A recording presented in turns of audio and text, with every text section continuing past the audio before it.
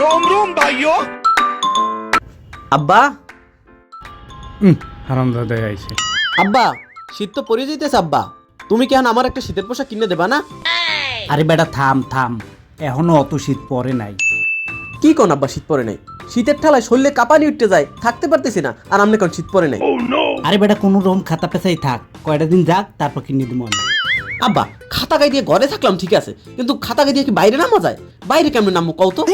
আরে বেটা এখন যে শীতের পোশাকের দাম, তার চেয়ে শীতটা কমুক, গরম আসুক, তারপর কিনে দিব আমি। আব্বা তুমি এটা কথা কইলা? শীত কমে যাবে এরপর তুমি মোরে শীতের পোশাক কিনে দেবা, হেদ তুমি কচু করবো? আরে বেটা এই বছর না পড়ো, পরের বছর পড়বি। আব্বা আমি জানতাম তুমি এই খাইনিটাই করবা। এর লগে দু তুমি যে কিস্তিতে টাকা উঠেছো না, আলমারিতে রাখছো, ওহিন্দে আমি 10,000 টাকা নিয়া শীতের পোশাক কিনে লাইছে আব্বা। হারামজাদা তুই কামটা করছো কি? আমার কিস্তিটা